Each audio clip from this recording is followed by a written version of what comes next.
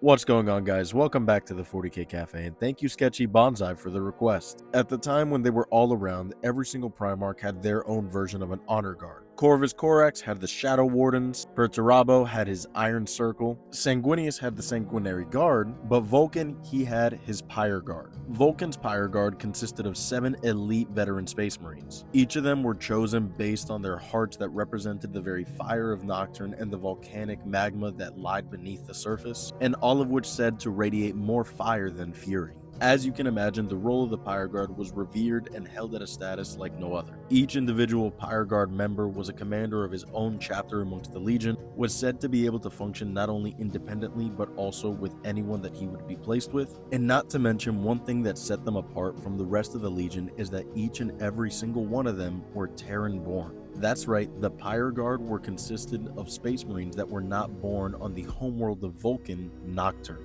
Even though they didn't share the homeworld with the rest of the Legion, they still displayed the same attributes of self-sacrifice and honor like the rest of the Legion. They were loyal to a fault and willing to give their lives for their fellow kin without a second thought. And with their position and status, as I've said previously, came with an immeasurable amount of respect. So much so that due to their seniority, they were said to hold a position higher than those of the Legion captains. The members of the Pyre Guard were always at 7 exactly, never more, never less. Furthermore, each and every one of them, the weapon that they bore into battle had to be handcrafted by its bearer, so each one was unique to its owner. They specialized in not only protecting their Primarch, but taking the fight directly to the enemy, shouting with their mantra eye to eye, tooth to tooth, while meeting them head on. And as you can imagine, like the rest of the Legion, along with their Primarch, the Pyre Guard were on the drop site massacre. Here, along with their brothers, they would experience the greatest tragedy that ever befell the Legion, nearly wiping them out entirely. And although much of the Legion would meet its end here or soon after, the fate of the Pyre Guard itself is widely unknown. At the very least, I can tell you the fate of some of the following.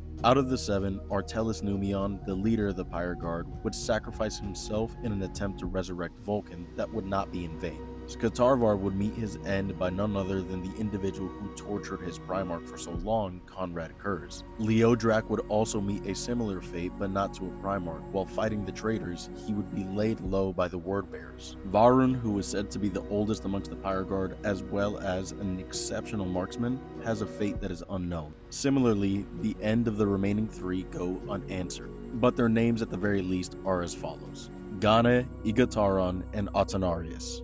They're all referenced at some point in a handful of the books, but at the end of the day, their story was left unfinished. One can only hope that their fates ended as gloriously as some of their brothers. Like much of the Salamanders during the Horus Heresy, the Pyre Guard's story is incredible and tragic. But despite that, I highly recommend anybody picks up a Salamanders book to read more about them. Sketchy Bonsai, thank you again for the request. I hope you all enjoyed this video. Drop a comment if there's anything you guys want to hear about next, and as always, remember to follow for more.